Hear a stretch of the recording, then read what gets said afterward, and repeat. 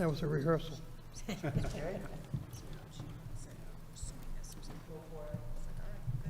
All set? Okay, this is the Saugus Zoning Board of Appeals, Thursday, April 17th. It's a continued application for 961 Broadway Development, LLC, for a comprehensive permit pursuant to MGLC 40B 2023 and 760 CMR 56 to authorize the construction of 189 rental apartment units, 48 perpetually restricted as affordable units at 80% of area median income in 2 structures on an approximately 6.77 acre parcel of land located at 961 Broadway, lot number 1, plan number 1029, and 999 Broadway, lots 2, plan number 1029, and 39 Rear Forest Street, lot number 64, plan number 1029, with 315 parking spaces.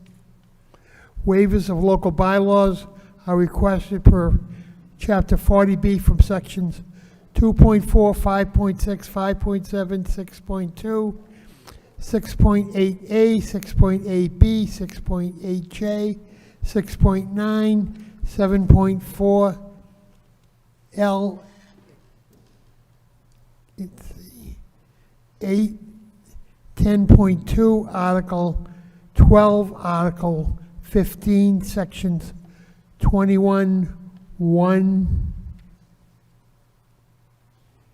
21.3, 21.4, 21.5, 21.6, 21.7, 21.8, 21.9, 21.10, 21.11, 21.12, and 21.13 of the Saugus zoning bylaws, and sections 500, 702, and 73 of the general bylaws of the town of Saugus, to authorize the Saugus Zoning Board of Appeals to pursue all local approvals under these sections.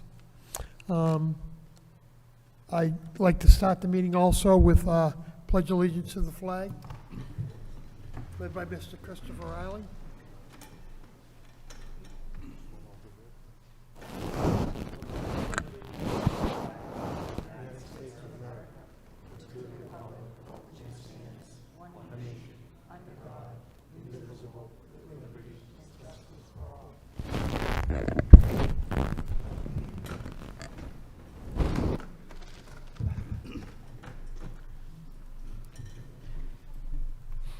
I'd like to introduce our board, starting on my left. I have Mr. Robert Northrup, Mr. Christopher Riley, Peter Rossetti, Stephanie Romano, Frank Federico, who's serving as an alternate. The other 5 are regular members. And we have our counsel, Jesse Schoma, and our clerk, Stephanie Paracchio. And my name is Tom Travis. I'm the chairman. Okay. And the petitioner is here, or his representative. Lynn, is that you? Yes.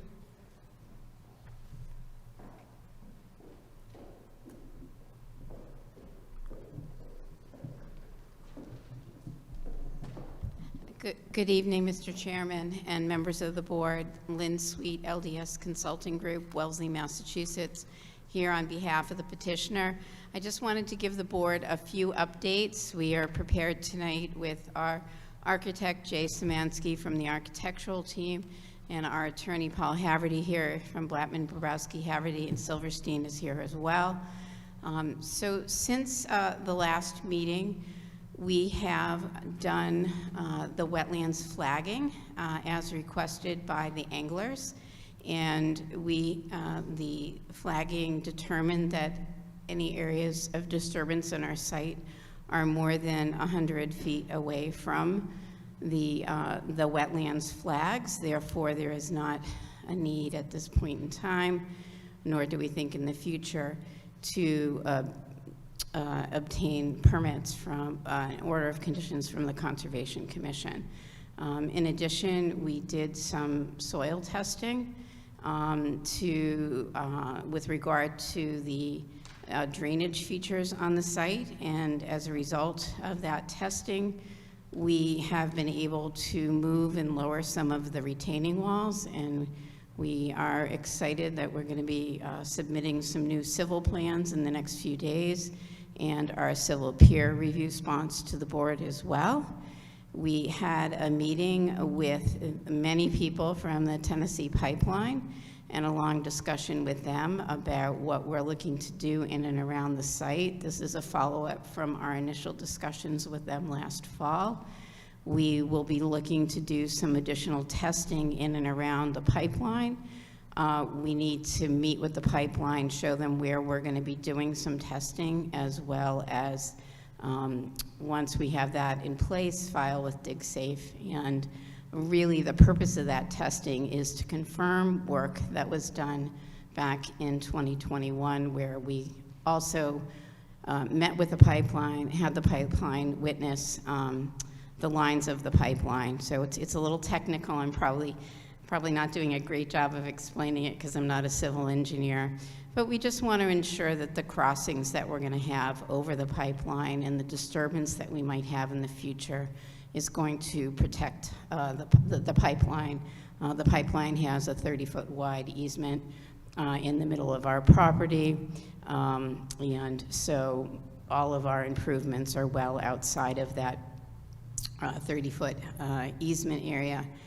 In addition, we have met with the Mass Highway Department as well with our traffic engineers, Vanessa and Associates, and we got feedback from them with regard to how they want to handle turning lanes or not adding turning lanes along Route 1, and some commentary about pedestrian crossings near the garage entrance. So that also has informed how we responded to our traffic peer review, as well as to the layout of the site plans.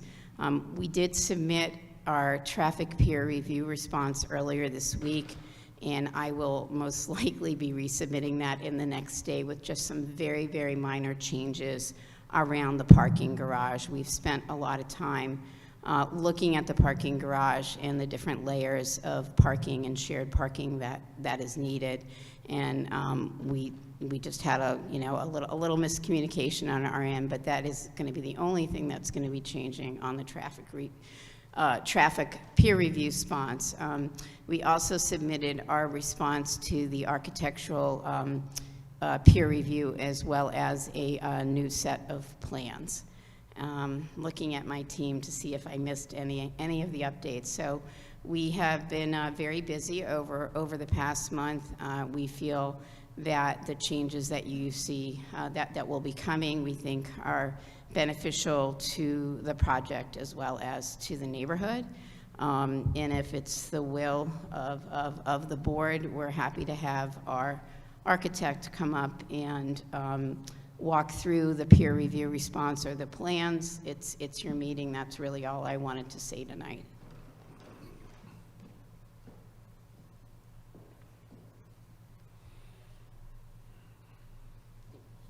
Okay. Do you want to hear from Jay? The peer review, I guess. We'll get right into the peer review. If you don't have any questions about my very long diatribe. Okay, any questions from the audience? Yes, sir. Can you make available the conservation, the zoning for the wetlands, to the mall for?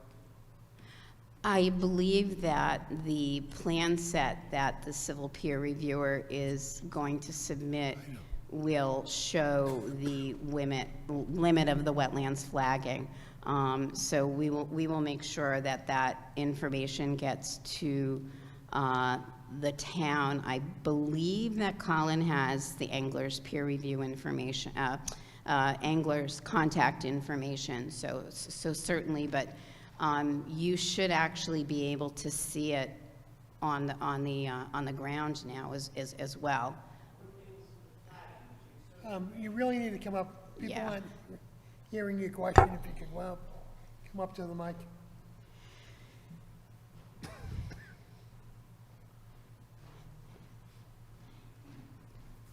And just identify yourself, too. Sure. My name is Thomas Liu. I'm the Vice President of Malden Anglers. I'm from Melrose, Massachusetts. Yes, we do have the flags up. We can see where the flags are. I was actually there when we walked the environmental safety technicians around the area. But in terms of the distances to your property and to the potential retaining walls, you said that we were within the 100.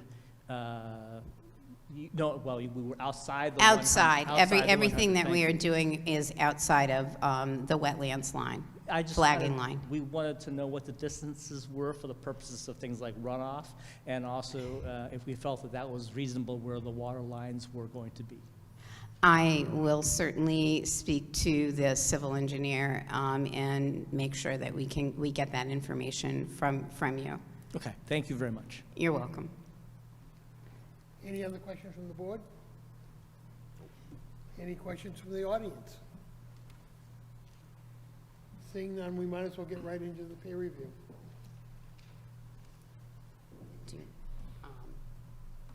Jay, do you want to, so is Cliff going first or Jay going first? Which order do you think should?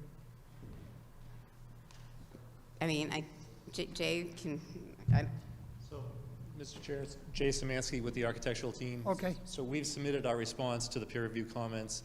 I believe your peer reviewer has those comments, and I think it makes sense for him to go through it, ask any questions that he may have after he received those responses, if that's the way you want to do it. Whatever you see fit, yeah. Okay. do you need any plans or anything like that? Okay.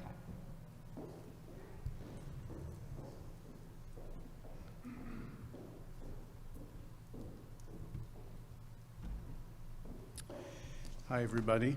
I'm Cliff Bomer. I'm the architectural peer reviewer working for the board. I think I'd like to give an overview. My letter was submitted about 3 weeks ago, and as Jay and Lynn have both pointed out, there have been revised plans submitted that do address many of the comments that are in my letter, but I think my proposal is probably not go point by point, but give you an overview of what my primary concerns are and which of those concerns remain at this point. I've only had the revised document since yesterday, so I don't have a written response ready, but I'm looking forward to providing that, and it sounds like we're going to see new civil drawings in a couple of days, which actually do include, that do include, I think, more information about some of my concerns, specifically the retaining wall that it's in the backyard of the Forest Street, or close to the backyards of the Forest Street neighbors. So generally speaking, I think my goal as a peer reviewer is to make sure there are no big surprises, that the board is well aware of what the proposal is. As an architect, I probably see things in the drawings that you might not see, and I want to make sure that anything that I see that either I believe impacts the quality of life for the future residents of the development, but certainly every bit as importantly the impact on the community, on the town of Saugus, to the neighbors and perhaps outside of the immediate neighbors. There are studies that you've commissioned that are reviewing other aspects of the development that are impactful, that clearly being environmental, stormwater, traffic.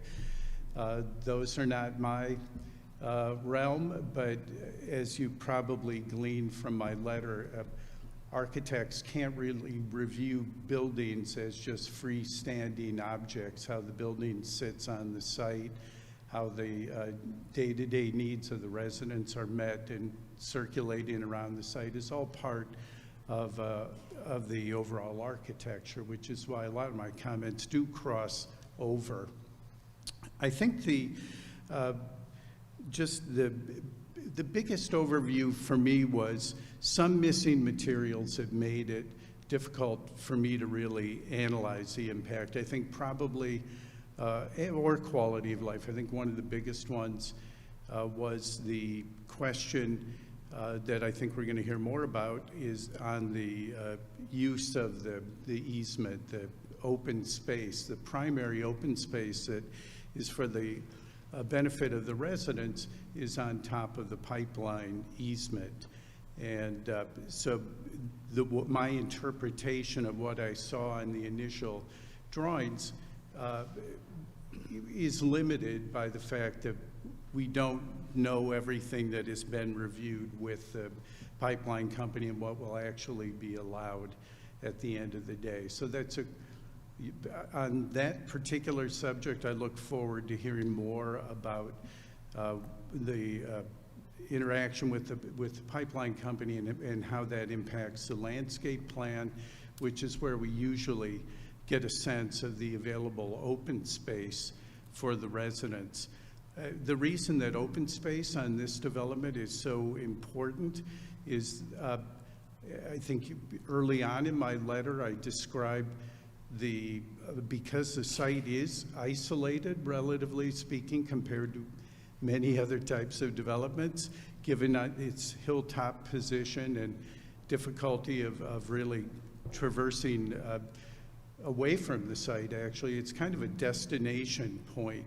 And as such, a development of this type usually needs to be a little more self-sufficient as far as amenities on the site to serve the residents, because it just isn't that easy to be popping back and forth on the site to other nearby amenities, the way it might be if you can walk to a neighborhood school and use a playground there. So on a site like this, which I do believe, and I'd say it early on in my report, I do think it's a good development site for residential use. I do think that that point of really being convincingly self-sufficient for the resident, for the design of the resident mix, that being the 1s, 2s, and 3s and some bedroom units, and then a good guess of how many children will be on the site.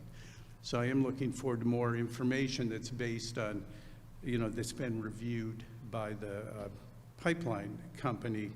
Other aspects of that have to do with the experience of the resident are things like bike parking, which I brought up, and the new drawings that, as I said, I just saw yesterday, do now show secure bike parking within the buildings. A comment that I will make, and it's clearly up to the board to opine on this on their own, and I think the traffic consultant, is whether the number of bicycles that are accounted for makes sense given the unit count. In my experience, what is proposed in these plans is lower.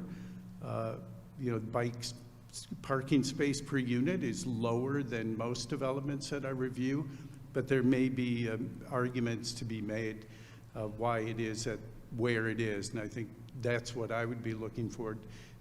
Does your traffic consultant, for example, believe that the number of secure bike spaces are sufficient for the population of the building?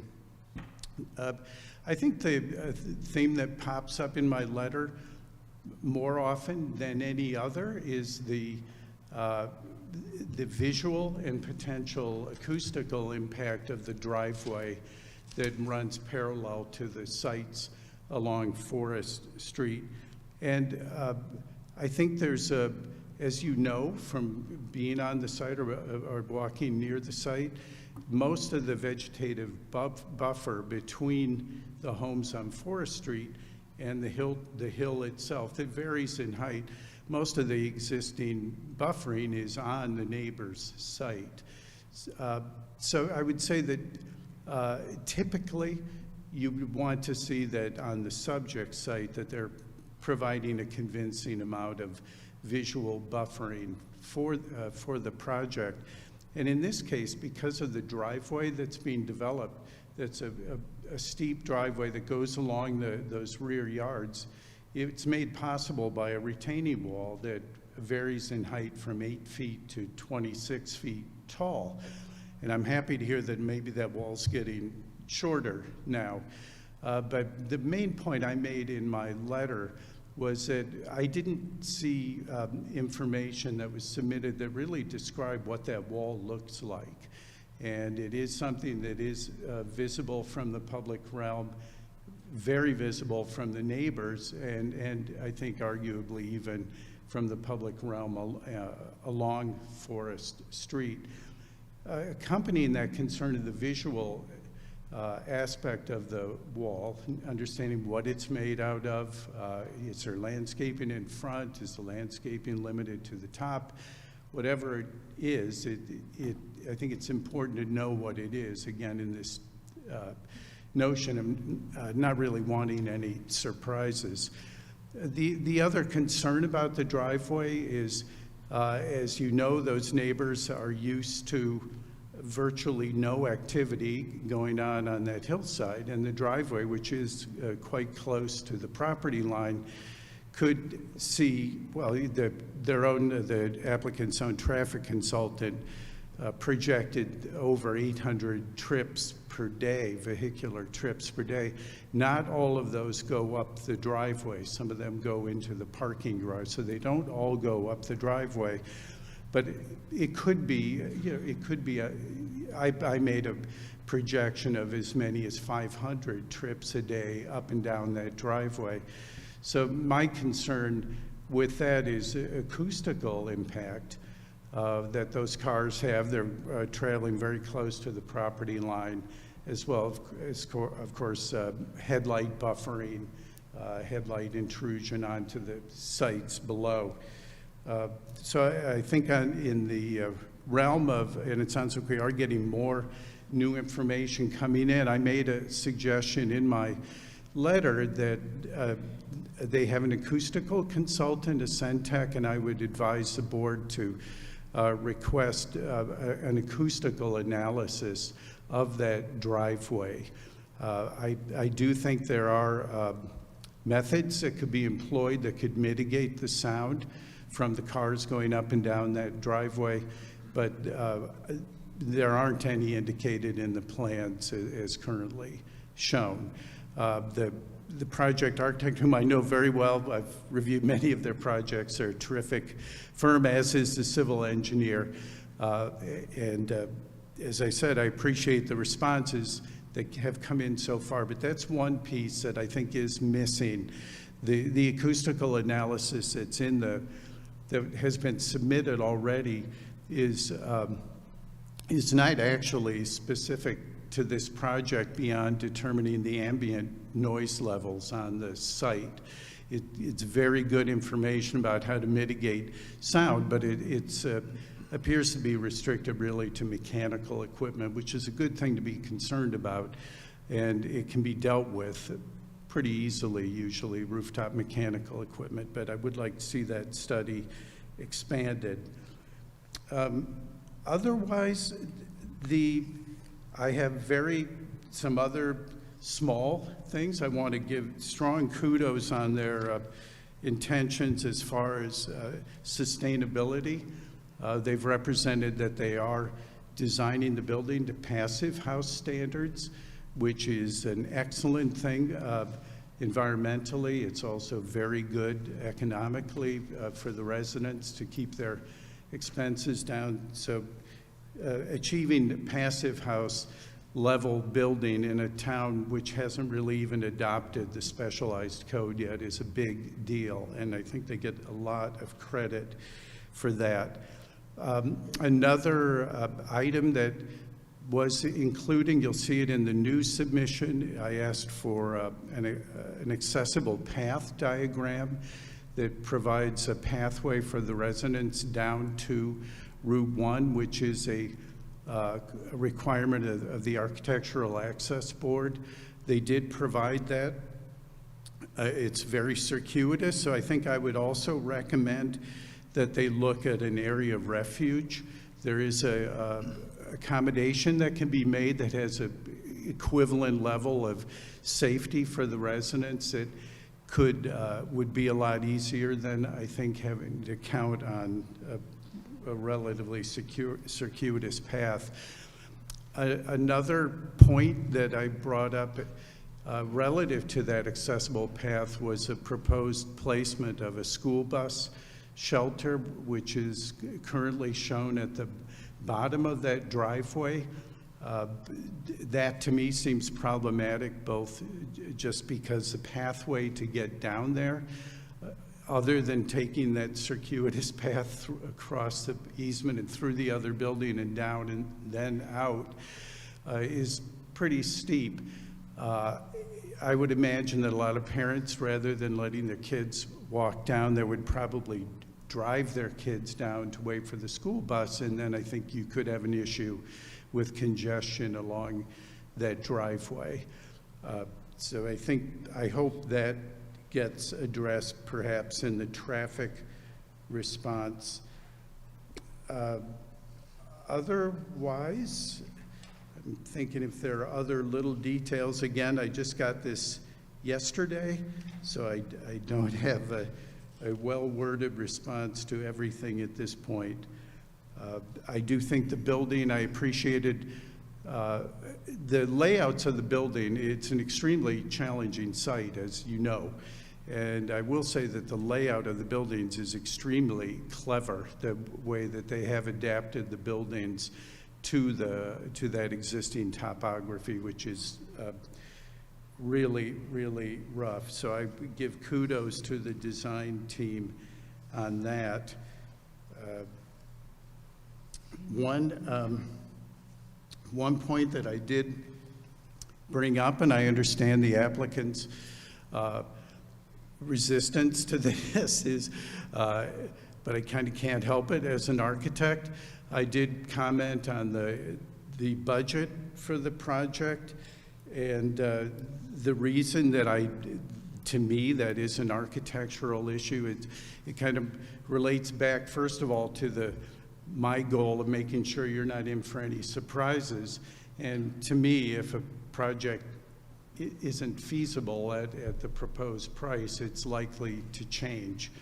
And just wanted to put that out there for the board. Most architects deal with project budgets all the time, so it's something that is a regular topic of discussion in my own practice.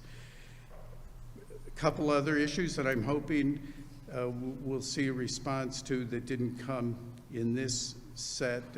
I think it's projected to come out in the civil engineering review are the 90-degree spaces, the parking spaces that are located on the steeply sloped area of the driveway. Those can be very hard to manage when you're trying to open your door, keeping control of your door. I think that's my overall summary. I am really looking forward to seeing the civil drawings. As I said, it's difficult for an architect to assess the success of architectural proposal with not understanding fully how it sits on a site. So I am looking forward to seeing that, because a number of my comments are actually sort of civil-ish comments. So I'm open to questions. Any questions from the board? Yeah. Yes, Mr. Rao. Thank you, Mr. Chairman. Just a couple of questions. You mentioned just now the project budget. Well, that's not particularly our concern. What are you looking at for next steps? Are you expecting more information, or why do you think that? Well, if it were what I look for in my own world, if I have a project budget that I'm trying to meet, I need to have really good talks with my client to make sure that we're in agreement that what they're expecting can actually be built for that price. So I don't really have an expectation. I think the concern that was pointed out by the applicant is legitimate, as far as how 40B operates. So for me, because I am generally very supportive of this project, I hope that they can get it built for that number. I think it was at $217 a foot. I just got bids in on a 2-building project that was $440 a square foot in Worcester on a flat site. So it, Okay, so you sound a little skeptical of that dollar figure per square foot. So what do surprises look like when something like this happens? well, it would be modifications to the plans. That's what would happen. Generally speaking, if it can't be built without modifying the plans, if it's a significant change, the applicant would have to come back to the board and either have it reviewed at an administrative level or reopen the hearing. But you have an attorney working for you. He's a better advisor on that than I am. Again, I'm just a kind of a no surprise guy. Oh, okay. Okay, so when you say changes to plans, does it mean cheaper Well, generally materials, what you or- see, depending upon how big the gap is, it could, it's often things that are the siding, rather than using metal or cementitious siding, it might be a different material for the siding, or the landscaping plan gets cut, or a more affordable type of retaining wall gets proposed, or any number of things that are impactful, not just to the project itself, but potentially to the to the town. Okay, and I know you mentioned you're planning on having a follow-up letter that Yeah. is a bit more encompassing maybe, or more detailed, since you just got their response. Yeah. Is that something you would touch upon, about what those potential modifications might look like?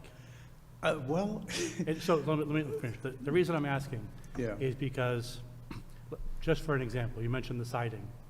Siding for the building could be material A versus material B, if they need to, it's a very typical. cut costs place. to reach a certain budget. The reason I'm asking about the budget, I don't care what it costs, I'm not building it, but I want to know, what conditions might we consider? Oh.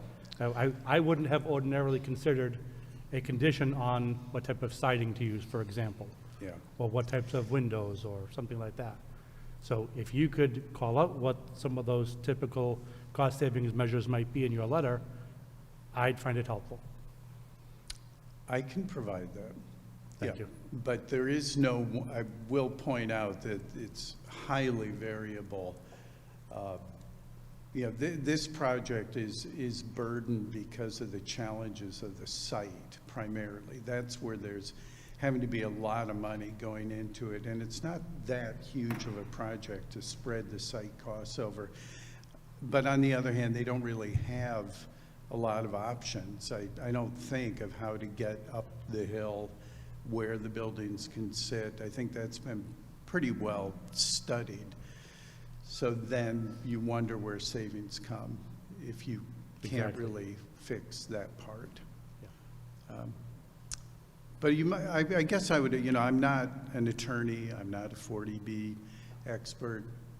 I'm just a practicing architect, and these are the kinds of issues we deal with all the time, is being able to build what we're representing to our client. Yeah, understood, and I appreciate your background. You're a lot closer to it than the members of this board are, in terms of what those modifications how they might show themselves when the project is done. So that's why I'm asking if you can share what your background is, Yeah. typically in terms of cost changes. Yeah, I'm happy to flesh that out some more. But I will say that a lot of it, as I said, and this was covered in the architect's response, there are a number of items that were in my letter that are actually going to be responded to in the updated civil drawing. So those matter to me as well. So I would like, Sure. before I issue another letter, I'd like to have as much information as I can get that would include looking at the civil and the landscape, any revisions to the landscape based on discussions with the pipeline company. Thank you. Anything else on the board? Mr. Chairman? Yes. I know it's limited as far as the materials chosen, but based on the materials, do you feel confident in the longevity of the building holding up over a decade or 2 decades, and maintenance costs pretty sustainable for the developer, based on the information provided? As much based on that as also knowing the team, that's doing it. And as I talked about a little bit, which is pursuing passive house, those are building, particularly if they actually carried all the way through certification. I know that wasn't entirely clear to me whether it would be built to passive house standards or whether they would actually go through the whole process of certification. But buildings that are built to those standards are built for resiliency, so long life, and from what I've seen, and as well as being environmentally very sound, and from what I've seen in the documents, it's very typical materials that are used. This architect has designed tons of passive house projects, so. From that perspective, I'm fine. I would say the only kind of big design issue I did bring up that actually is, in my opinion, related to maintenance costs as well as upfront construction costs and site development costs, including site development costs. I did suggest that they study a single building scheme, because part of the expenses of this project are related to having to duplicate lots of infrastructure, elevators, electrical services, more building envelope material, more foundations. There are just lots of things that get added, layered on top, because it's 2 buildings instead of 1 building. So I did suggest that, I know that they have looked at some 1 building schemes. I personally think that there could be, I think the pointing you'll see in the response letter to my letter, that they make a legitimate point that there would be a good chance that the building could end up, if it were 1 building, it could end up moving closer to the neighbors on Forest Street. To me, that may or may not be an issue, and the reason I say that is if you look at the long site sections, they're really nice site diagrams that cut through the buildings and show the Forest Street homes. And if you imagine the view angle from those homes, what's actually the perceived height of the building is that ridge, the building ridge line that's closest to the neighbors. So if you imagine that view angle, you actually could add massing to the building in a fashion that it wouldn't increase the visual impact to the neighbors. So I do think that it could help in a lot of ways. The traditional reason for doing one of the many, in addition to dollars, to doing 1 building instead of 2 buildings, it has the potential to open up more space on the site, more programmable outdoor space. So those are the big reasons why people talk about, should I do 1 building or 2 buildings?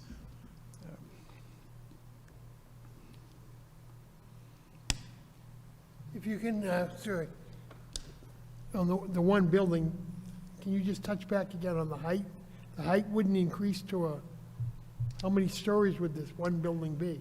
Well, it depends, it depends on whether they retain the existing unit count or existing unit mix.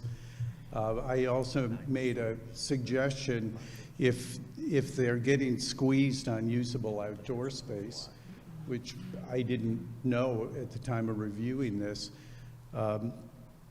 I suggested maybe looking at modifying the bedroom count so there are fewer larger units, so logically there'd be fewer children on the site, and typically that means less demand for usable outdoor space. So, that's, it could very well, I just don't know. I don't know their project limitations. I think my point is more generic, that if they could consider getting more usable outdoor space and make a more economical construction, the one building scheme would be worth pursuing. That was really the extent.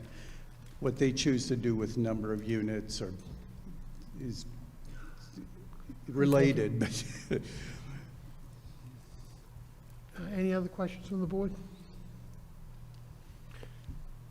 We might as well go forward. Before I open it up to the audience, I'd like to hear some of the rebuttal, okay. Thank you. and then we'll open it up to the audience.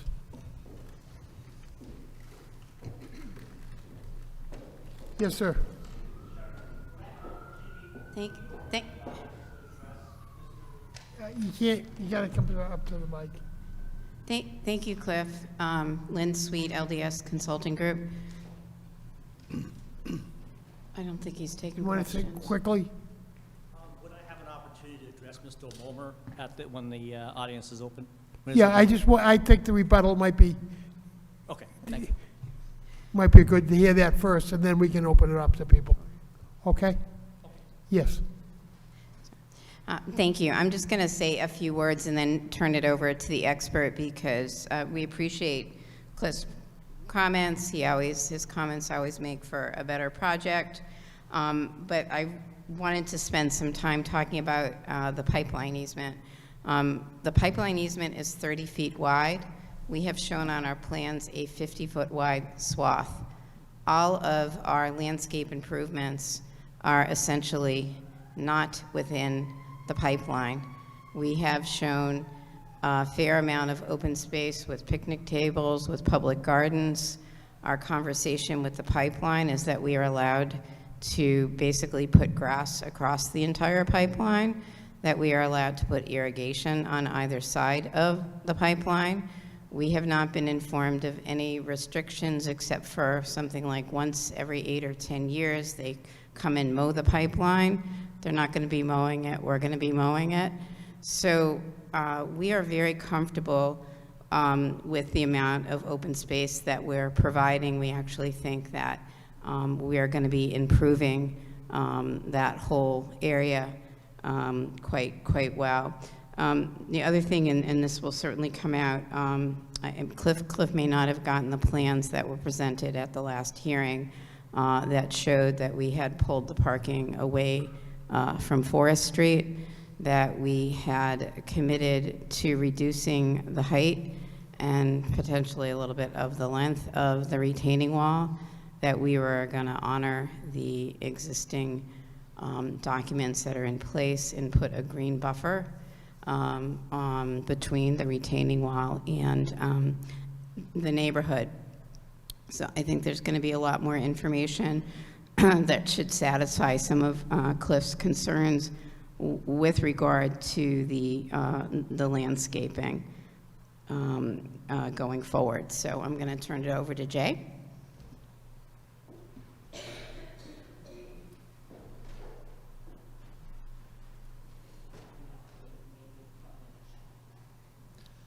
Thanks, Lynn. Again, it's Jay Szymanski with the architectural team. Lynn hit on most of Cliff's items. I just wanted to touch on a couple of them. The budget was a big one, and a lot of concern, I think, on the board's part for material changes or changes to the buildings. If there were to be a material change to the project from what was approved, we would have to go back to you to see that. So it's not like you could approve something and then we could just go and change that. You would see that if it were a material change. The only other one I wanted to hit on was the single building scheme. We did look at different versions of a single building scheme, and I think to get roughly the same unit count that we have, that building that's closest to the Forest Street neighbors would be in the order of 13 stories. So it would be a much, much bigger building to do that. Thanks.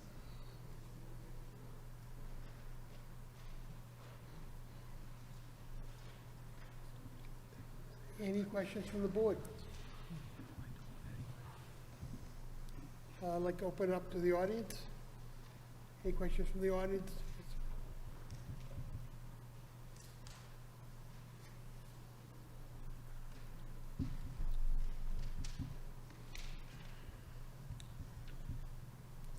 My name is Gene Jeffrey. I'm from Malden Anglers, and I live in Wakefield.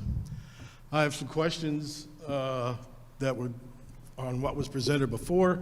There was a lot of talk about the wall on Forest Street, as it should be, but there was no mention, at least in what I heard, on the wall that is going to cover the mountainside and take all that down, and is going to affect Malden Anglers. Well, there was nothing mentioned on that tonight. And I haven't seen any plans from you. I haven't seen much of anything from the developers.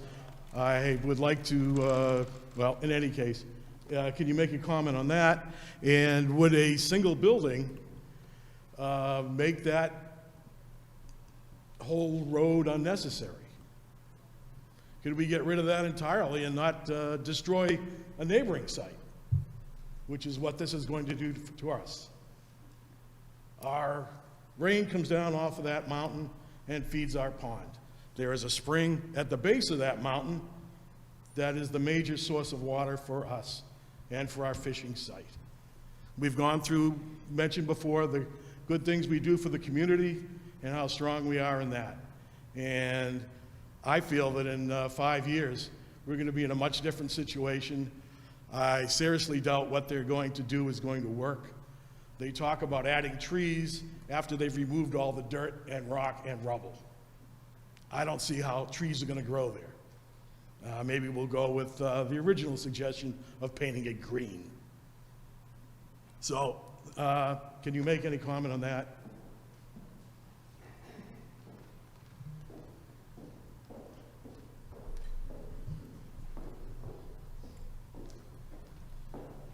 Thank you for your question. I hear and understand your frustration. There are a lot of moving parts on this. We have done exactly what we said we would do at the last meeting, which was to identify the wetland line by flagging it and doing soil testing. The answers that you're looking for just don't come as quickly as I know that you want them. We have prepared, our civil engineer has been taking everything. It's dependent on traffic, it's dependent on architecture, it's dependent on what is in the land. We don't want to come to you every meeting with a plan that's going to change 5 minutes later. So we are anticipating in the next few days that our civil plans and our civil peer review response will be available to the board and the public. And all of the retaining walls have been looked at. All of the drainage areas have been looked at. Tonight's topic is not civil, it is architecture. So I'm just going to ask you one more time to be patient, and we will do our best, the best that we can at the next hearing to show you what we have come up with. Thank you.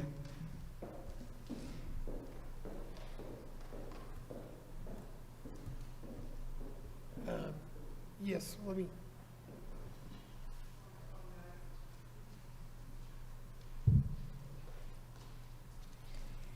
Hi, I'm Tricia Forest Street. How are you? Cliff, thank you. I appreciated all your input. So I have just a cluster of things I wrote down. They might be a little bit out of order. So in reference to getting the information, for example, like peer review and the civil plans view, is there like a one-stop shopping that we can find all this information? Is there like a folder on the town page, something, or let's do that? So we're not really sure Stephanie, yes? what's current, what's not current? I'm sorry, through the chair, after it's presented at meetings, they upload it to the website. The town website? So there's a Under tab in there? Board of Appeals and the tab. Okay. See, Saugus Ridge is still up there as well, but it should be up there. Okay, just so we know we have, It doesn't get released until everything's presented in. okay, that's cool, thank you. So the height of the building that's alleged up to Forest Street, we still haven't seen any kind of visual of what that is, and I know that's obviously in conversation, but the day we did the site walkthrough, There wasn't a way allegedly to really see like the balloon that they were gonna do, which was a pretty good idea. It was way back on the building by Route 1 because of wind or something. So for us to be able to get a real understanding from our properties on Forest and beyond, I'd like to still see that. Like, what is that gonna look like for the height of the first plan building, second plan building, et cetera? And if we are looking at building 1, why can't it be closer to Route 1, which is more industrial and away from the homes, and you well away imagine from the the gas 13 line? Can you imagine a 13-floor building? I can imagine nothing except I know, I'm trees just and saying. flowers Imagine and 13 birds. floors. Say that again? That's where the height of one building, I just, Well, like Cliff was saying, it doesn't need to be so big. You know, maybe it's a little bit more higher end and smaller and, you know, and I don't know, just built smarter, built tighter, built closer to the area that's already been cleared, keeping the back that's already, you know, allocated to the gas line and the trees, keeping that as more of a natural space. I said this in one of the other meetings, like, it wouldn't be a big deal to try to flip-flop. I mean, it might be effort, but that's why we're here. So just to consider, like, I don't know why we're forcing it onto this cliff that really does probably not want to be broken up. So I'm just planting that seed. Now, the building of the alleged walls, so the angler wall, the wall on Forest, I'd like to get an understanding of how they're going to access that land, because it is so close to the abutters, whether it's the homes on Forest Street that'll live across from me or the anglers. I mean, are they going to be like going into or really close to their property just to try to facilitate this massive wall that needs to be built? I don't see how it's realistic that they can kind of reach over the cliff and build this wall without disturbing the neighbors that are right there, whether it's noise, whether it's access from the other side. So I don't know who answers that question, but if that could be noted and tended to. Let's see. So from my understanding of the gas line, I was told that any type of blasting or digging or any aggressive like that has to be 300 feet back. So it would have to be more of like a drilling, which even that I'm concerned, you know, you crack a rock, it doesn't mean it's just gonna stay in that one area, like it can spray off. So I'm pretty concerned about the gas line still and how close any activity would be to that. Pranker's Pond, that came up in one of the meetings about how happy those neighbors were with that project. Our neighborhood, one of the neighbors did an aerial view, and from our aerial view, it looks as though that property that was built is pretty good distance to the actual residential area. So I think it's a much longer stretch. I could go measure it, but I think it's a much further out stretch over there than the 300 feet off of our neighbors. So just to make note of that. Concerns about, you mentioned the place in Worcester and the project and what that would actually cost, and how this happens to appear as though it's going to be running half that cost. So that's a big concern to me, that they're hoping that they can do it for super cheap, but then what happens, like you said, you run out of money. So where does that then get affected? Does the place go under and now we just have this eyesore that's kind of sitting there? Do we fail to do anything with the wall, the green space? Like, where is that money going to get removed from just to make sure that the property can be opened and be useful? It's concerning. Now, quick tip, steel prices right now in the US are averaging $924 per metric ton as of March, which is up 17.8% from February. So I'm also a little concerned with the current economy of what the cost of goods are. Are those goods actually going to be able to stay the course while we go through this process? Are we going to say, yeah, let's go ahead and build this, we give clearance, and then God forbid, you know, halfway into it, they don't have all the supplies, we can't get our hands on the goods, like, and now it's too expensive and we're halfway in, like, what does that look like? Like, I know personally I had that problem with building my garage in the middle of, well, the start of COVID. And all of a sudden it was, oh, can't really continue, how are we gonna make this work? And we had to adjust, it worked out fine. But I'm definitely concerned that there's gonna be cuts, because half price from Worcester, I mean, I think we're a little bit higher end pricing over here than Worcester is in the way of what things cost and labor and whatnot. So those are a lot of my concerns. I'd like someone to write them down and get back to me. And I wanna be able to follow up that we got the answers from the other peer review, like the traffic. You know, we had questions, so I don't know where those got addressed. I'll look at the documents on the website. I just want to make sure all these things that we come up that are questions get answered and actually get action taken or some type of satisfactory answer to them. And that's all. Thank you.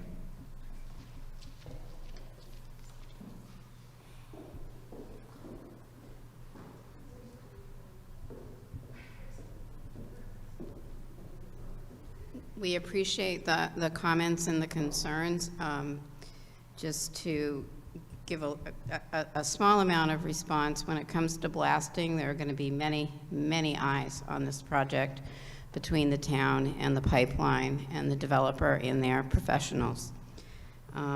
With regard to the concerns about access for construction walls, there will be, these plans are, they're not preliminary, they're not construction drawings, they're somewhere in between.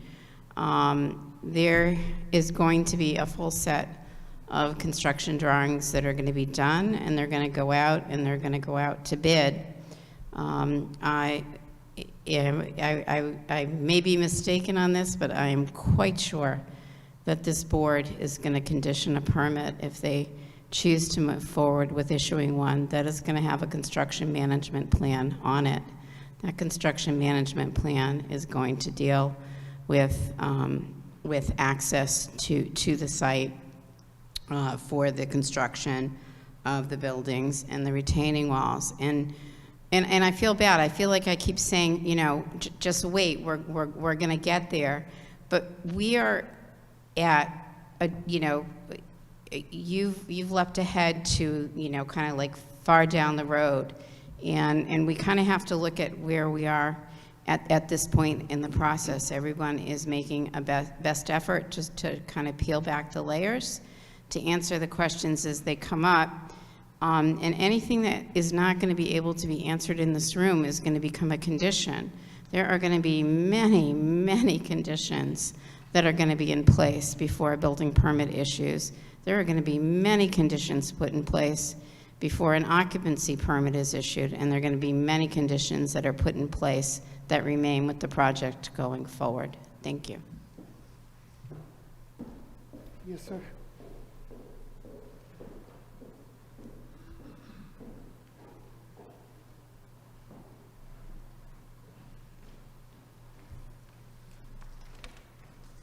Thank you. I'm Thomas Liu. I'm Vice President of Malden Anglers. I live in Melrose. I have a couple of concerns, and I'm certainly alien to this process. I'm a professor in computer science, so I don't know the zoning board procedures very well.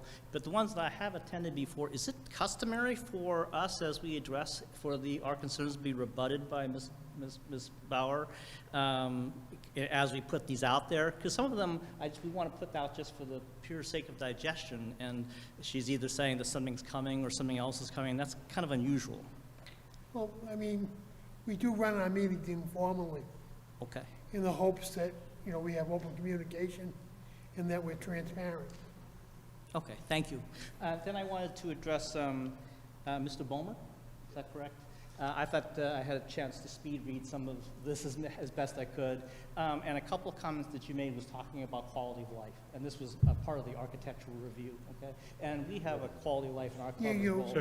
And we have a quality of life issue or a quality of experience issue, I think, as Jean put it over there as well. For example, the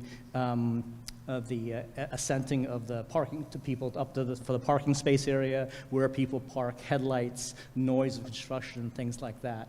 I did not see anything in which it sort of addresses that quality experience, especially from an audio study, an audiological study, in terms of a sound acoustic study, I think, as you placed it, and that would have certainly a very a big effect on us as well. So I was wondering if you could include that in your next review, potentially. Secondly, I wanted you to comment on a conclusion statement here that certainly concerned me, and it reads as, were to be built as currently envisioned, there will be ongoing deficiencies cited by this review and others that potentially diminish the quality of life of the residents, including insufficient open space, steeply sloped access drive, the location of some of the outdoor parking, as well as potentially creating adverse impact on the neighboring properties. And I was wondering, you conclude as one wonders if a more modest proposal with respect to scale might make more sense for the site, as you speak to things like environmental impact and to the neighboring properties. I wonder if I could ask you for a moment just to expound on that a little. Okay, would you like to reply? And thank you for the board for your latitude and your patience with me. Sure. Hi.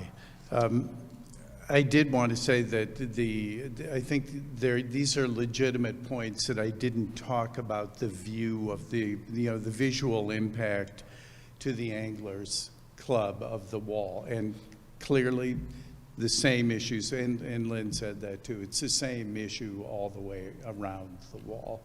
I can't really speak to the hydrological impact. It just, I wish I knew more about it, but I don't. I'm an architect, so I don't do that. So I appreciate that, and they're absolutely correct. I didn't leave that out, other than the reason that I think I'm usually very focused on residential neighbors. So that part, I'm with you totally.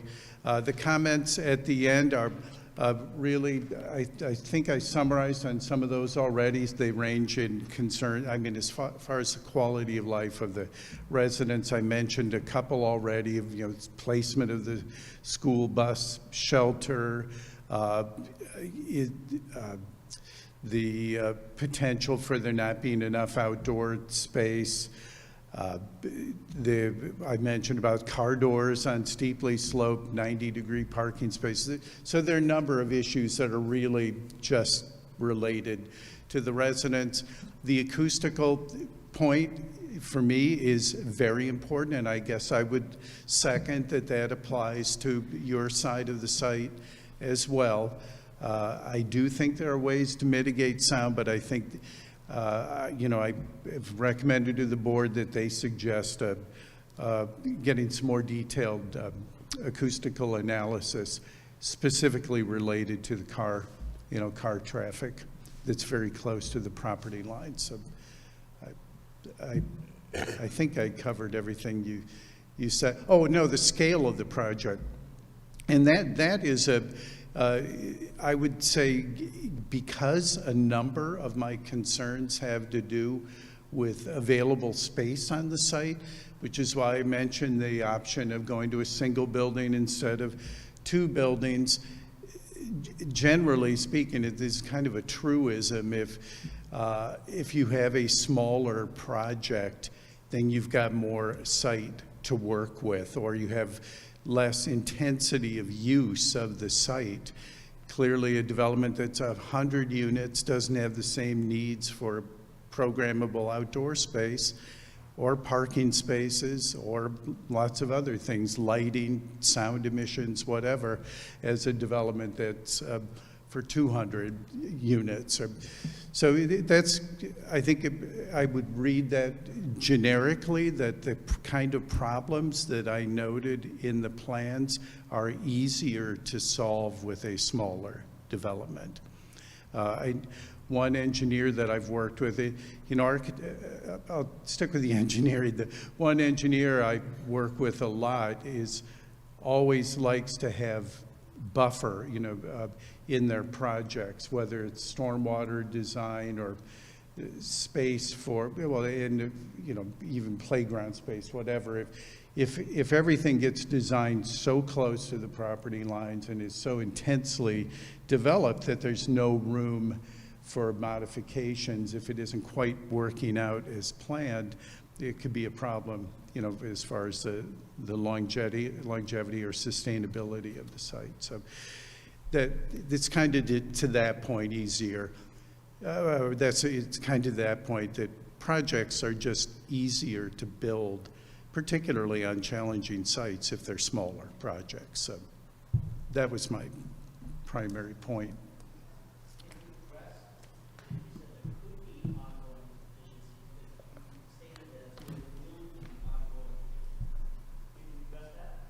Well, I need, again, I didn't have all of the information when I wrote that letter, that I even got more of it tonight in speaking with the architect and hearing some of Lynn's comments about some of the changes that have already are in the works, but I haven't seen yet. I think we'll see them in civil drawings, for example.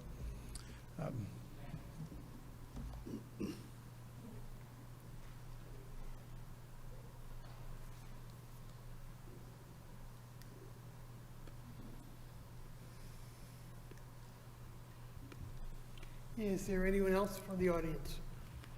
Any questions? Yes, Mr. Serino. Thank you, Mr. Chairman, board members, and Stephanie, thank you for uploading all the information that I have up on the website. I'd just like to go over the project. I'm not against the building of residential homes here, but I have concerns about the scope of the project. In the town's letter, you know, the town was concerned with 7, 8-story buildings. You have a hill that's 50 foot high over Forest Street. Now you want to put a 7 to 8 foot high story building on there. You're looking at 150 feet. It's not just going to impact Forest Street. It's going to impact Oaklandville Ave, the Gilway, the visual impact in Milano, in my opinion.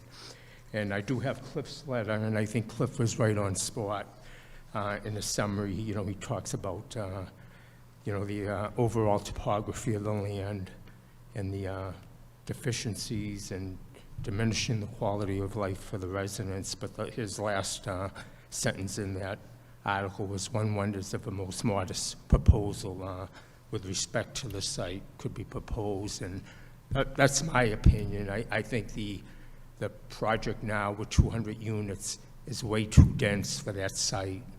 You have the 40B, which is a good development up behind Prankus Pond. You have 300 units here. It's sitting on 28 Only acres. two there, Mike.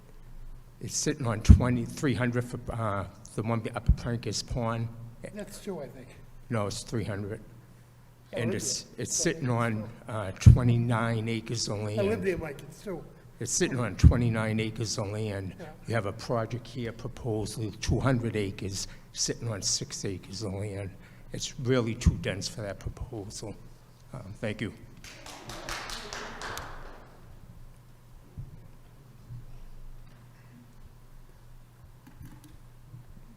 Yes, sir.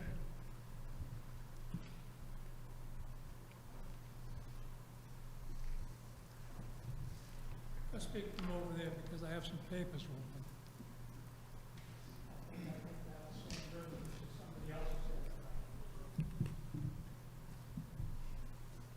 Actually, unlike some of you, I've had a history of this place going back to when the first 3 buildings on Route 1 were constructed: the hotel, the parking garage, and the Palumbo office building. When they had a stone crusher up there going 6 days a week, and we had to go up there, myself and other members of the Board of Selectmen at the time, went up there and they got them to stop.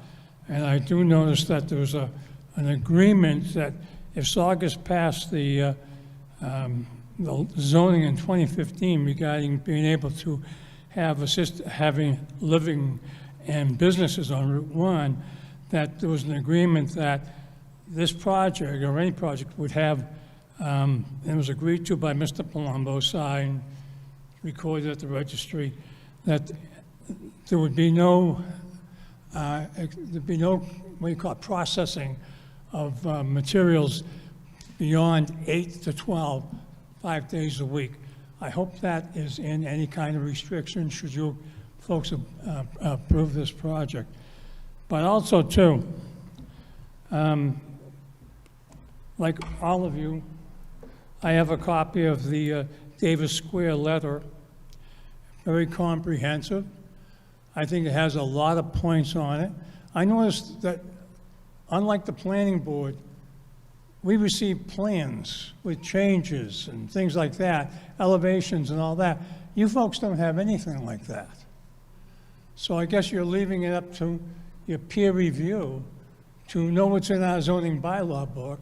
I know it doesn't always apply with 40Bs, but since you don't have any plans like we deal with at the planning board, I think the ability to ask questions is somewhat limited, and you're relying on the Davis Square architect to uphold your end of the responsibility. Now, that being said, and I'm not, this, by the way, this is not putting anyone down. This is a lot of work that you guys are involved in here, and I certainly appreciate it. But it's a very, very difficult piece of property to work with. And with regard to the Davis Square property, if the gentleman from Davis Square doesn't mind, I'd like to put in for the record just a few summary remarks. This reviewer believes that this site is generally suitable for residential development. However, given the site constraints that include easements, extensive ledge, the overall topography that appears to be requiring the construction of approximately 1,400 linear feet of retaining walls, it's unusually challenging and expensive to develop. If it were to be built as currently envisioned, there would be ongoing deficiencies cited by this review and others that potentially diminish the quality of life of the residents. Insufficient open space, steeply sloped access street, location of some of the outdoor parking, as well as potentially creating adverse impact on the neighboring properties. One wonders if a more modest proposal with respect to scale might make more sense for this site. I think that's a good point to make. No one is saying that this shouldn't be developed. But what I'm saying is the way it's currently designed, we have no idea really of what I've been told that the buildings are going to be 6 stories fronting Forest Street, 8 stories by the parking garage, but that's not all that's there. You have all your HVAC equipment. You have your elevators. Are they going to be, fenced in someplace? What is going to be the true size, scale of these buildings? And since I don't live on Forest Street, but I can see when I walk up my front door, anything that's 8 feet tall, 8 stories tall, is going to be very visible. My neighbors over there are not necessarily from Forest Street. But what you're trying to do over there by putting that building, that particularly building rather, the so-called 6-story building, is you're really almost moving in the backyard of those neighbors on Forest Street. I think that's really unfair at this point in time. I think a better plan could be developed to use that site in a more respectable way.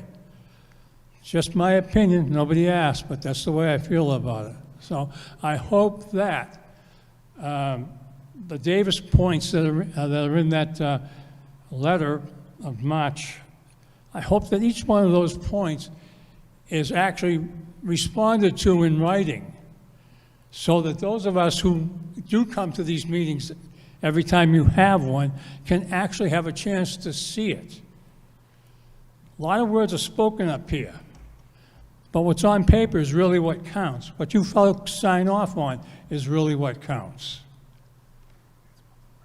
So I hope that all of this, once it comes together as a package, whether it's, if you do go forward with it, that, as I say, everyone can point to each one of the points raised here, and maybe future points, like, for example, the school bus turnaround, the elevation of the street. We don't allow streets with that elevation in the planning board. Mr. Rossetti, you know that. You're a planning board chairman. So anyway, I think this should all be in front of everyone and available to all of us who have a concern about it. And that's every one of us who's a town resident and town official. So I thank you very much, and as I say, I appreciate what you're going through. This is not an easy task. I'll be surprised if you can get it done within the 6 months allowed, and that you don't need an extension of time. So thank you very much.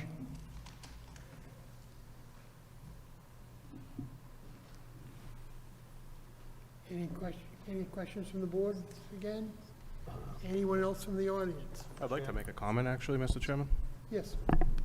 Mr. So- Rossetti? Where's it? Okay. When I was on the planning board as chair, We did use Davis Square on, when I was on the planning board as chair, we did use Davis Square as a peer reviewer for several projects. I think they did an excellent job.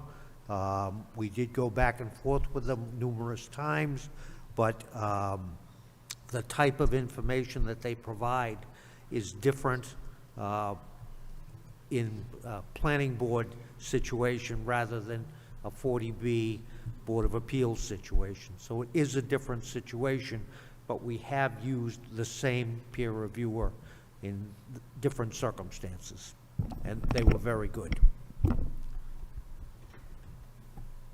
I would just like to state, I mean, I'm looking at a set of plans right now, and, you know, as a contractor, I feel very confident that the plans provided are adequate enough at this process in the overall process, where I can look at the questions, I can answer questions, and I can ask questions based on the set of plans that I'm looking at currently. Now, granted, we may not have all the plans in front of us, but we haven't gotten to the stages yet where those plans are required. As far as the HVAC units, I'm looking at a set of plans right now that have rooftop units in the center of the rooftop, which, in my opinion, would essentially eliminate a visual sight line to those based on these plans. And then as far as the comment in regards to, you know, having everything in front of you, I mean, I feel as though Stephanie does an adequate job, more than adequate, of posting the stuff, and the fact that it is publicly aired on TV, the whole session's recorded. So I do feel confident in our ability to ask the questions needed in order to vote on this. I have the elevations.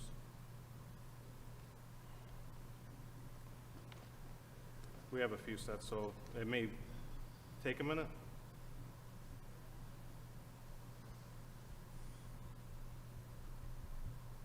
Mr. Chairman, board Yes. members. I don't know what that, he's looking it up, I'm not sure. So basically, A building what? A roof is 191-2 inches, 191 feet. Is that, can you verify that? Thank you. It looks like there's a elevation. Level 2 is at 135, 147.8, 158.84, 169, 179.8, and 191.2.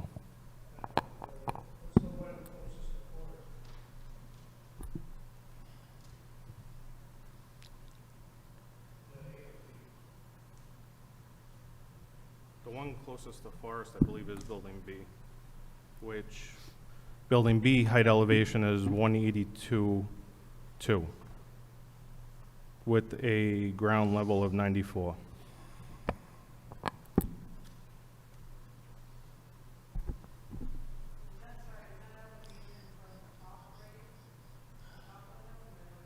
The architect can specify, but I believe the 94 is grade level, and then the 182.2 is to the top of the roof.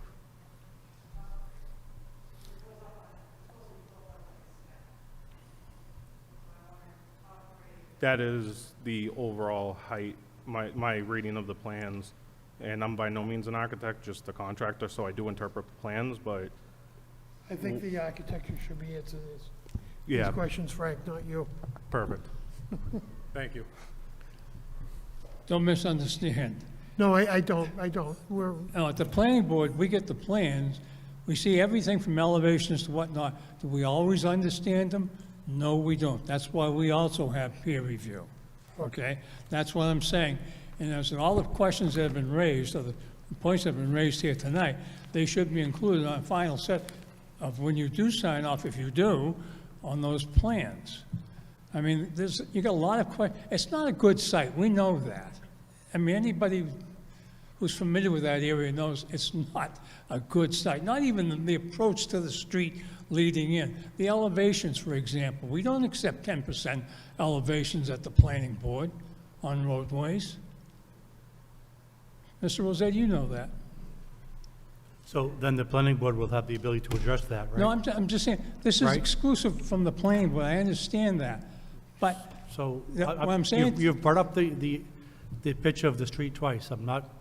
You'll have the opportunity on the planning board to address that, correct? But there is a question of safety, isn't there? You'll have And the the question that was opportunity on the raised by, planning the board question that to was address raised by you that. up here was the fact that the roadway went up and you're gonna have parking, nose-in parking. So what happens to the passenger who opens the door on the wrong side? Do they fall out? What happens to I the believe person who that's opens the already been driver's addressed. door? They already Does the addressed door it. come in Mr. him in the Long. leg? Mr. Long, that was already addressed. They made some changes. I'm just saying, please get the answers. I and know. have- That's what I'm She saying. answered that. They've already made some changes to the parking plan to address that issue. Thank you, thank you. Okay, thank you. Yes, sir. Mr. Chairman, I just wanted to respond really quickly. This process, the way Chapter 40B works, it's a one-stop shopping process. The Board of Appeals sits in the shoes of every other local board, so all local approvals are issued as part of this process. So there's no other board is going to have a crack at looking at this once we complete this process. And I think your council can confirm that. Thank you. Welcome.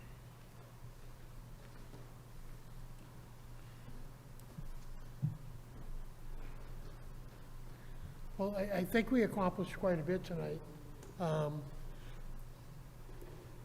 And I think it's been we have to get the civil and the traffic report, and these are gonna answer some of the questions that are still out there, but a lot of the questions are being asked, I feel, that are ahead of the game at this point. Any other comments from the audience? Seeing none, any comments? Yes, sir? Did you have a comment? I believe they're uploaded. I believe they're, if you go on the Board of Appeals tab on the website, Stephanie would probably be able to confirm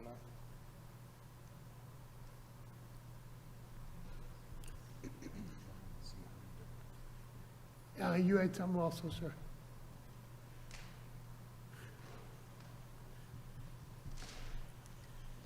Hi, Anthony DePisa from Gilway Road. Yeah.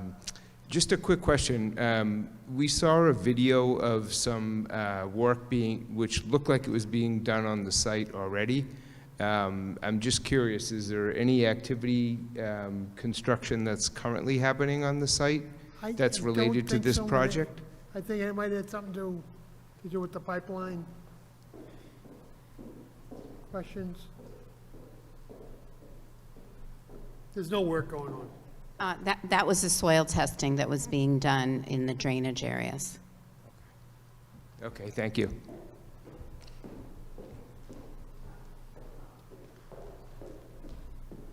And potentially the flagging of the wetlands, one or the other.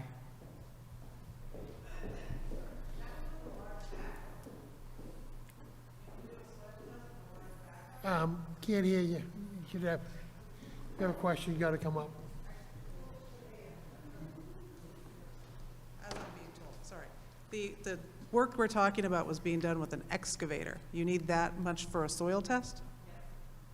Okay, that seems aggressive. When we also connected with the people that manage the gas line easement, they weren't aware that that was being done. And there was no one up there on a Sunday monitoring it. And when I reached out to Saugus Police, they didn't know anything about it, and they said, well, you gotta call someone Monday, which wasn't really making me feel comfortable that if they hit something on a Sunday, that we weren't all gonna go up in flames.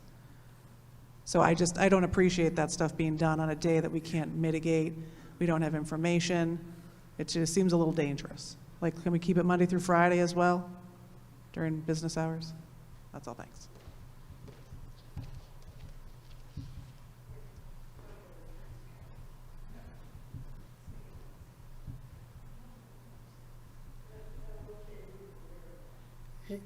Any other comments?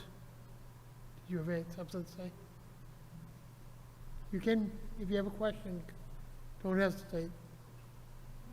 All right, anyone else from the audience?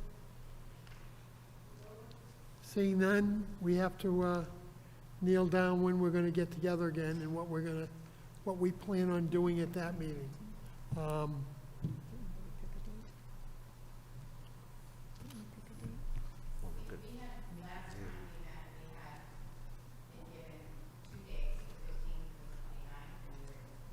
29th, I think, is pretty much a definite.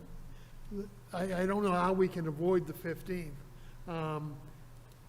I've been under some pressure, as Attorney Schumer has not, the planning board meets the 1st and 3rd, and they didn't want us to conflict with them.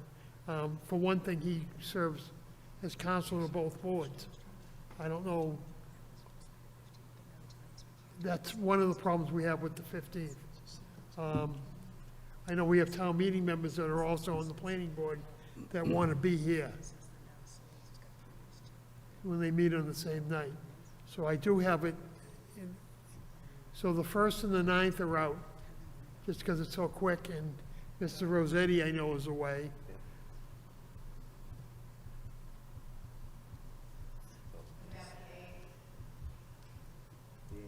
I'll be out of town.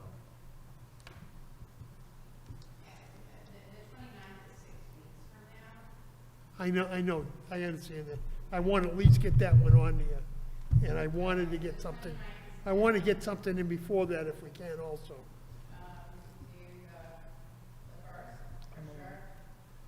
I'm away that weekend. Is the 1st, I'm away that weekend. you're away the 1st and the 9th? All right. I know the reasons that the 1st and the 9th were. It's no good. People are conflicting.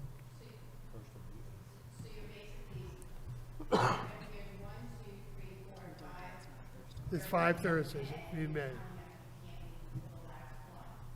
I know, that's why I'm trying to find another one. I'm looking, seeing what other night that we can get together on. What about the 22nd? They are the 1st and 3rd. So this and this. would be Yeah, we planning can do board. anything if we have to. Jesse has a conflict on those. The 8th, I'm out. Is there a reason? The for that? 1st. So could be the 22nd. That's our regular meeting. Yeah, It's 22nd. the 4th. That's our regular meeting, Chris, and So we've could been be the having 6 and 22nd, 7 items 29th. on our regular meeting Yeah. recently, so I don't want to go on the 27th. How about a non-Thursday?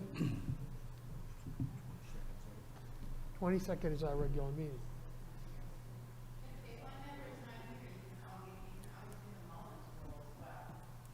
Excuse me?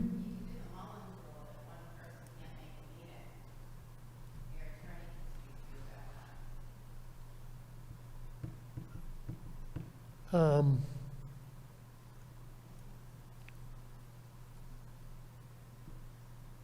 about like a Wednesday? Can we do the date? Doesn't have to be a Thursday. Does anyone have objection to Wednesday, the 21st?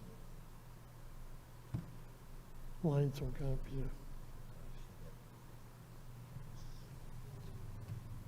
Do we have any objections to Wednesday, the 21st?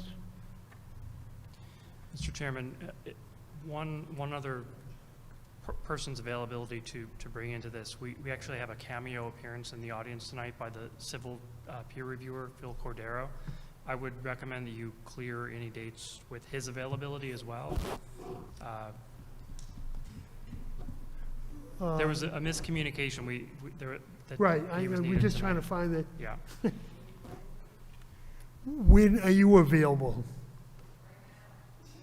I know, I am too. I am, you and I are. Mr. Chairman, I have some pretty good flexibility, so the dates that you've put out so far, the 29th, the 21st, those would work for me. If you're coordinating other dates with the applicant, I'll confirm on the fly with you. All right, so I'm thinking that gives us time, the 21st gives us a lot of time to prepare too. We should be all ready with everybody. On the 21st and the 29th? Sir? The 29th is a Thursday, the 5th Thursday. I know, but that's why I'm saying the 21st.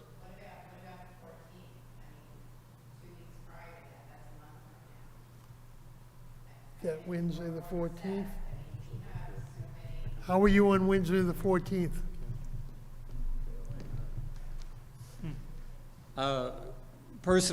Wednesday, the 7th would be a better date, but if you had to do it on the 14th, I will make it work for the 14th.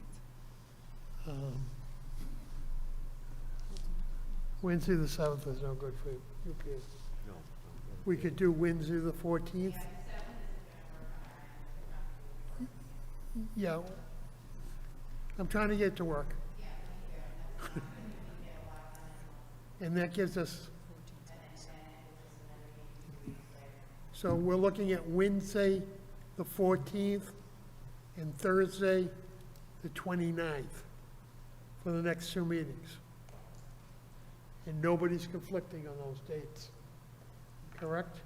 We're doing civil on the 14th? The 14th, we'll do what, Lynn? Civil and traffic, and we may be able to revisit. Traffic has already been peer reviewed, we'll be responding, so that should be a shorter subject. Okay, Civil, I think, is gonna be a very big fight, and we may even, have some architectural accomplished at that point. okay.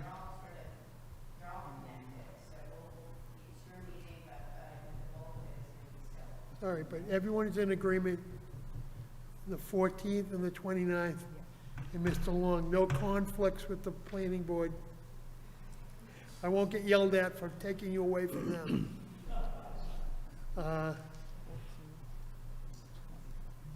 And I know you gotta make it work, sir, so. But the 14th at 7 o'clock, and nobody else uses this auditorium that night, as far as I know. On a Wednesday night, no. Conservation, no. Selectmen, unless some kind of special meeting. Are you good? Town meeting should be okay. So Wednesday, the 14th, and then Thursday, the 29th. And that's it. The regular meeting would be the 22nd? 22nd, no, 15th, shouldn't it? No, the fourth Thursday. 22nd. Your regular meeting will be the 22nd. 22nd. Yeah. Okay. All right? Everybody's good? Everybody's good out there? Okay. So we'll continue this meeting until Wednesday, May 14th, at 7 o'clock here. Okay? Do I have a motion to adjourn? Motion to continue, I mean? So moved. Okay. Stephanie, and that's unanimous? Seconded, and it's unanimous. They changed it, so it went out to push that to the 21st. Yes. I guess we all go to board meetings.